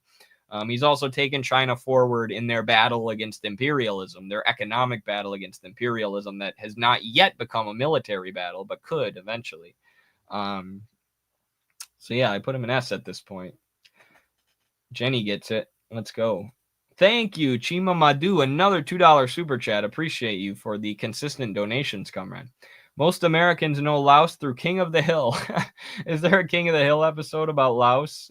If there is, you're probably right. It's probably how most Americans understand the wonderful, interesting Marxist-Leninist country of Laos. Thank you for the super chat, Chima. Let's see here. Sankara, again, I know a lot of leftists have tainted people's view of Sankara because they're all these liberal leftists put him in their bio because they see him as more of a victim than, say, Stalin, who ran this big, powerful country versus a small African country. But the man was still amazing. The Che of Africa is what they called him, and that's a good explanation. Completely uncorruptible, sold off all of the government luxury goods when he got in power, launched tree planting campaigns, education campaigns, allowed women to run for office and hold roles in the government, did all these awesome things. So S tier. Well, he was also killed, though. All these leaders up here, see, we got to put them in A tier, though, because none of these leaders up here were killed and overthrown. And ultimately, Sankara should have cracked down upon the scumbag traitors and opportunists around him. And his refusal to do that, his, again, being overly kind of like Allende, is what ultimately led to his downfall. So because of that mistake and the coup of Burkina Faso, backed by Belgium and the US, I believe, we have to put him in A. Good S tier so far. Thank you. Xi is above Deng. I don't know about that. That's a debate. That's how you lose your S. That is how you lose your S. Hopefully Ibrahim Traore learns. He seems to have. He's been cracking down on the scumbags and traitors within his administrations. Ernst Thälmann, we talked about him earlier. Quite based. We'll put him in B. Saeed Barr, that was the guy in Somalia, I believe. Crazy situation where like the USSR was opposing him, and I think China was backing him, but he was a Marxist-Leninist. I don't know enough about it, but crazy and hyper complex situation that was going on there. Gromsky, we'll go. We'll go B for Gromsky. His theory of hegemony and the media and stuff like that is quite interesting and good, and set the stage for a lot of future Marxist analysis that added to the theory of Marxism and our understanding of media and propaganda and how liberalism enforces its hegemony. Interesting stuff that opened the door to more interesting stuff. Samora Machel was based, I believe, too. Was he the New Jewel movement, or was that Bishop? He was Mozambique, which was, I don't know if it was the New Jewel. I think the New Jewel might have been Bishop. But they were based too. Mozambique was under him, both in terms of foreign. I believe this is either them or it was either him or Bishop. Probably him. It would have had to been him, because he was in Mozambique, which is Africa. He must have. He was funding the anti-apartheid forces in South Africa. He was funding supporting the liberation movement in South Africa, which is super based while building socialism in Mozambique and then raising people out of poverty and stuff. And then he died mysteriously in a plane crash, which is one of the CIA's favorite ways to take people out. So I don't know how he could have avoided getting on a plane that crashed. It's pretty tough for small African countries to defend their leaders. But put him in B.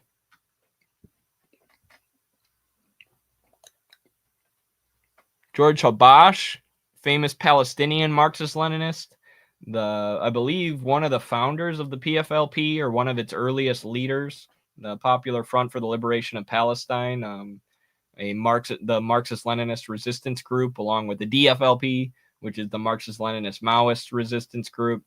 The mentor and leader of my favorite Palestinian thinker and resistance fighter of all time, the Marxist-Leninist genius Ghassan Kanafani. So anyone that inspired Kanafani gets ranked well. We'll put him in B as well. Jeremy Corbyn. Mandela gets C for ending apartheid, but then not being able to actually consolidate revolution. And now apartheid still exists economically. He didn't economically erase apartheid. All of the wealth and land in South Africa still belongs to, white people with European roots, the same descendants of the colonizers who benefited and profited from apartheid, if not the same exact people who are still alive today, the ones that are still alive today. So he erased apartheid de facto, but not de jure, or de jure, but not de facto. I don't know. We should figure that out. One sec.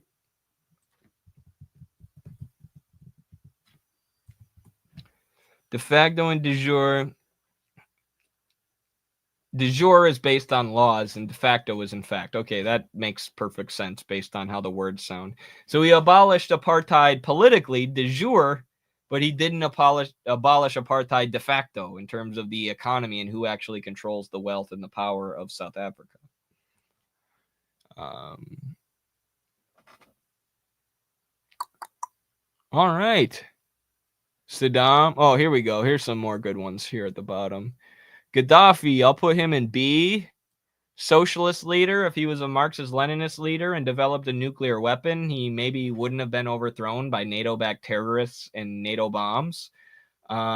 His book, The Green Book, is a very interesting read. I encourage everyone to read it. It's very short. He explicitly says that socialism is the solution to Libya's economic problems and lays out a plan for how to build socialism in Libya, which was very interesting, giving tools and land directly to farmers and letting them create food for themselves while the government, was funding things like healthcare and more education and things like that. And obviously, there was larger scale food production going on too, but also a lot of the people in the rural regions who were far away from industry were given the means, the tools, the means of production in order to produce their own food, similar to the populations in rural China.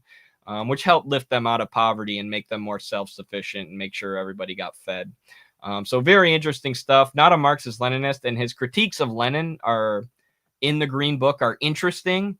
But again, they're ultimately partly what led to his downfall, because he didn't establish a dictatorship of the proletariat, because he allowed for too much decentralization. In the name of decentralization, it made him easier to prey upon and exploit, and it made it easier for Israel and the U.S. to destabilize the country, because they didn't have this strict dictatorship of the proletariat, which understands that it needs to defend the revolution from imperialism. It understood that, but not as explicitly as Lenin, which is why he shouldn't have rejected the DOTP. That being said, very based leader, tragic what the U.S. did to him. Also a Pan-Africanist, which any African socialist should be a Pan-Africanist. Africa's borders were drawn by Western imperialist powers, right? Every socialist in Africa and every prominent socialist in Africa historically has wanted to unite those peoples against empire and get rid of these borders that were drawn by colonial powers. And of course, his idea for making an African developmental bank and getting Africa off of the Western-dominated global financial system is why many people suspect that he was finally killed by the U.S. And that was pushed for under the Obama administration by Hillary Clinton, Susan Rice, or Condoleezza Rice, and Samantha Power, the trifecta of evil neoliberal women.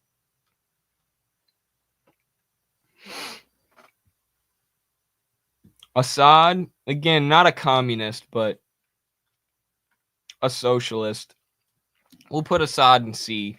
Again, Assad should have cracked down on the scumbags and opportunists and lazy bums in the Syrian military who sold him out for money.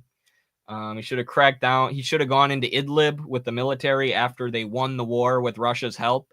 He allowed these extremist groups to just hang out in Idlib, regroup, get weapons and funding from the U.S. and Israel, I'm sure, and then eventually overthrow his government when Russia was tired of helping. His father, Hafez al-Assad, who I would put maybe one above him, or in the same spot. I don't know, probably in the same spot. He was probably better, led the revolution / coup in Syria, but they were Ba'athist socialists, not communists. So they didn't do land reform. They tried to unite the Syrian bourgeoisie with the Syrian proletariat against imperialism, rather than resting all of their hope in the proletariat and redistributing the land to them, taking it from the opportunistic pro-imperialist bourgeoisie, or the imperialist that's prone to selling out to, or the bourgeoisie that's prone to selling out to the imperialists. He didn't take away their power and land and give it to the workers, and ultimately that allowed Syria to be destroyed, which was a huge blow for the Palestinian resistance and the axis of resistance against Zionism in that region. Although he gets points for being part of that axis of resistance, for being so based when it comes to Palestine, and for implementing a lot of socialist policies that did help Syria develop, and made people's lives better, and was increasing standard of life in Syria consistently. When there wasn't a fucking insane war going on with a bunch of U.S. and Israeli-backed terrorists running around. By the way, Israel said that ISIS was their strategic ally in Syria openly. So make of that what you will. Nasser, again, not a communist, an Egyptian nationalist. But Nasser was based. He's borderline B. Zhou Enlai should be A. Putting him in A. Gamal Abdel Nasser is like C.5. He's like in between C and B. Great leader, led the struggle against the Zionist entity. This was it's hard to imagine now because all these Arab countries are such sellouts, other than Yemen, Lebanon, Syria before Assad was overthrown, and Iran. Iran's not an Arab country, but all these Muslim countries are such sellout countries now, and Egypt is such a cuck of the West.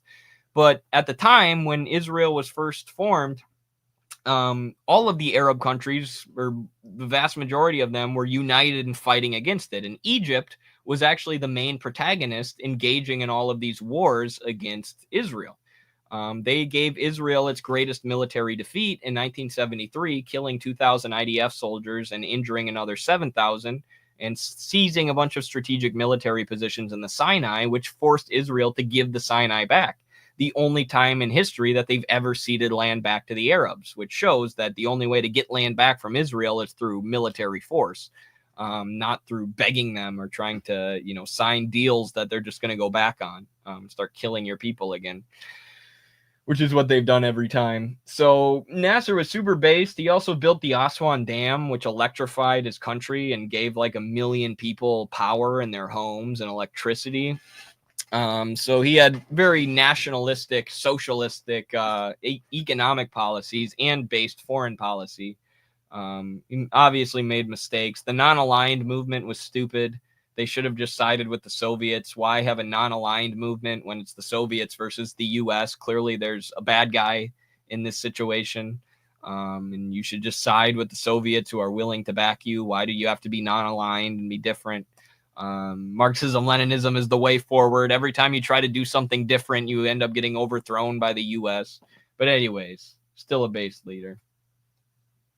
Syria was occupied and sanctioned to the point of crippling them. That's true. The U.S. was also occupying all the oil fields in northern Syria, and they were sanctioned to the point of destruction and had all this USAID money and NED money flowing in to fund the most right-wing, anti-government, extremist, pro-Israel elements. Okay, what else do we got here? Is that it? Not ranking Saddam. Are there any other I want to rank here? I think that's it, folks, for the ones I wanted to rank. So here's our list. Not bad.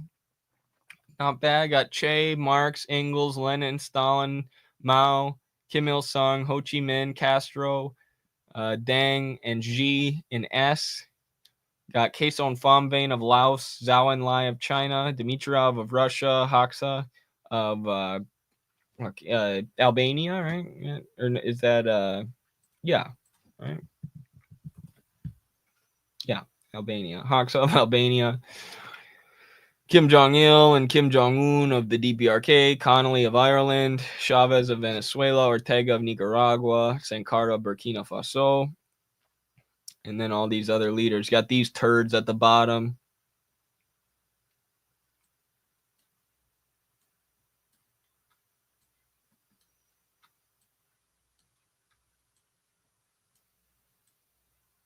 There we go. Now our list is complete. Wait a second. There we go. Just kidding. All right, everyone. That was fun. What'd you all think of that? Should we do more tier lists in the future? No. Why isn't all Houthi on the list? Good question. Very good question. You could put Nasrallah on the list and some of the Hezbollah leaders too. If you're going to put Nasser, you might as well put them. They're the modern day Nassers, the modern day Arab nationalists. Nasser was also a pan-Arabist, I believe. He wanted to unite all of the Arab countries who, similar to Africa, had their borders drawn for them mostly by Western imperialist powers.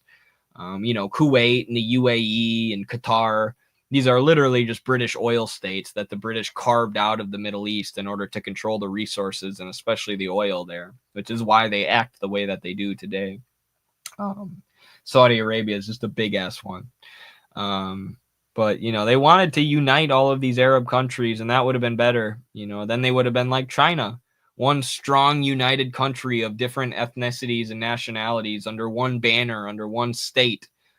United against imperialism. That's why the U.S. backs separatism and ethno-nationalism, like they did in Yugoslavia or like they have in Ukraine. They want to divide people along racial lines rather than class lines. And, this is why large countries like China are better than small little balkanized countries, because they're uniting all these different races, ethnicities, and religions under one banner. And this is why books like Settlers are so damaging to the American left, because they try to replace class with race. They try to get the American leftists to think the same way that they got all these reactionary, anti-communist, fascist coup leaders to think. No more uniting along class lines. We need to unite along racial lines and balkanize our own country. Yo, Charles Cole, $50 super chat. Let's go. Just doubled or more the amount of money that we made from this stream. Thank you so much, comrade. That's an extremely generous gift. I appreciate you. Baba Vakian, SSS tier. Absolutely. SSSSS tier. Baba Vakian. I don't even know what to say to that. Thank you, comrade. $50 is huge. That helps a ton with everything we're doing here at the Institute. So thank you so much, brother. Himmler is SS tier chat. Yeah. They needed an SS tier for the National Socialists. Thank you to everybody who sent super chats, by the way, today. I appreciate all of you very much. This $50 super chat is exciting. That's a big one. Thank you so much. We got a $300 super chat the other day so that I could purchase a drone. And I did. I purchased that drone for the ACP media team. We now have a way to film the skies. So nobody can say that we're using AI and CGI to generate our members anymore at our events. I'll have a drone shot of all of us. Joe Sims is small D tier. Thanks. We needed that too. I'm surprised they didn't have Joe Sims in the list of socialist leaders. Based Red Maze, absolutely. I will get an answer one of these days. Midwestern I'm not answering that. What do you think about Saddam? Saddam was a gangster, but you know, the Iraqi people were like, he's kind of our gangster. He fights for us against the imperialists. And he was vicious. You know, he gassed Iranians. He did, you know, bad stuff. He was a Ba'athist socialist, and he did, you know, the U.S. doesn't take you out for no reason. The U.S. doesn't kill you and overthrow your country for no reason.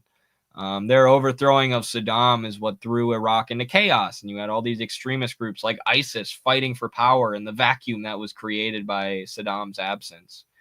So Saddam did brutal things. They're right when they call him a torturer and stuff, but also the CIA backed him at one point when he was their preferred person in the region.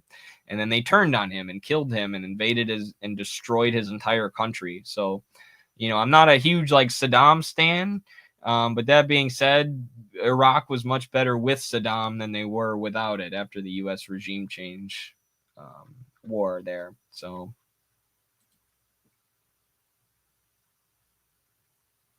thank you.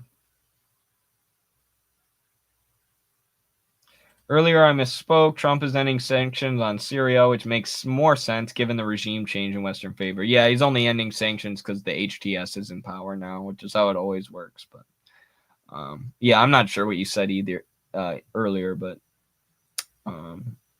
yeah, this is true. Hi, Eddie. Give Carlos, Noah, and everyone a friendly hello for me. You are all awesome. Thank you very much, River. Appreciate you. I will definitely do that. Oh, I see. Even Trump admitted that Libya and Iraq were better under Gaddafi and Saddam. Yeah, he did. He railed against Jeb Bush and George Bush for that in the 2015 Republican debates, which was very interesting, especially now that Trump is trying to lie us into war with Iran based on the same false premise of weapons of mass destruction. Very interesting to listen or to go back and listen to him railing against the Bush administration for doing the same exact thing, which with a smaller, less powerful country. The war with Iran would be even more devastating than the war with Iraq was. But yeah, Trump is a liar. What else is new? We already knew this. He's not a liar in the way that the New York Times calls him a liar. They're just mad that he doesn't support enough war and neoliberal economics. But he is a liar. Kind of impulsive and dumb. Thoughts on Jackson's interview with the Burkina Faso foreign minister? Very great interview. People should boost this interview, honestly. I know Jackson doesn't need, you know, too many boosts because he does so well on his own. That being said, he was very excited about this interview, and it's a good one. It's good for the party too. It's pinned on his Twitter right now. If you go to Jackson Hinkle's X page, you can see it. Here he talked to Burkina Faso's foreign minister, Traore's minister. Huge interview to land. He's so lucky that he got to talk to this guy, but it's not luck. He's done it through hard work and through killing it with his media work and his educational work and his interviews and his show. So check this out. Give it a boost. Shout out to Jackson for all the great work he's doing. Shout out to Traore and the revolutionaries of Burkina Faso. So sick that Jackson is getting the interviews he's been getting lately. I know, right? So these are on Monday now? No, I've just been streaming a lot more. I've just been streaming more frequently because I feel the need to. I'm like, the other day I just had an epiphany. I'm like, I don't stream on YouTube enough. I don't do it consistently enough.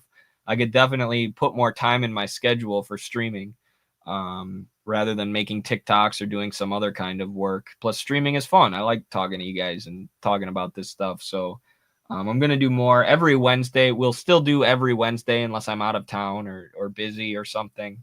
So you can count on Wednesdays, but then I'm also going to do these pop-up streams every now and again. So you'll be able to just get a random stream every once in a while for me. What happened to Noah's show? He's just been busy with work. It's still going. No worries.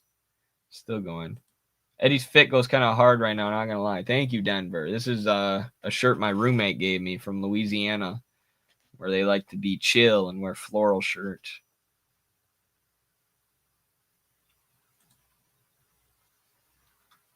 All right, guys. I think that's all from me today. I'm exhausted. It's been almost 2 hours. That tier list took it out of me. Thank you all so much for the super chats, especially Charles Cole with the $50 super chat and the hilarious caption. But I appreciate all of you. I appreciate all of you who watched, even if you didn't donate. You can like and share the stream and leave a comment in order to boost us in the algorithm. That helps if you don't have money and stuff to give. Patreon.com/MidwesternMarx is how you can support us consistently over a long period of time and have the least amount of your money taken by the tech oligarchs and giant social media platforms. So be sure to support us on there. You get a lot of perks. Other than that, I got to go to sleep, y'all. I'm a tired boy. You should all get some sleep too. Make sure to drink water. Solidarity forever. acp.us/join. We'll see you on the next one. Stand up, all victims of oppression, for the tyrants fear your might. Don't cling so hard to your possessions, for you have nothing if you have no rights. Let racist ignorance be ended, for respect makes the empires fall. Freedom is merely privilege extended, unless enjoyed by one and all. So come, brothers and sisters, for the struggle carries on. The International unites the world in song. So comrades, come rally, for this is the time and place. The international ideal unites the human race. Let no one build walls to divide us, walls of hatred nor walls of stone. Come greet the dawn and stand beside us. We'll live together or we'll die alone. In a world poisoned by exploitation, those who have taken, now they must give. And end the vanity of nations, we've but one earth on which to live. So come, brothers and sisters, for the struggle carries on. The International unites the world in the song. So comrades, come rally, for this is the time and place. The International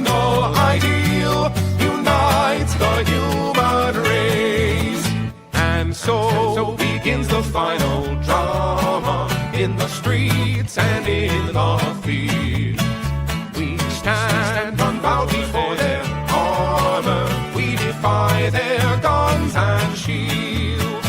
When we fight, provoked by their aggression, let us be inspired by light and love.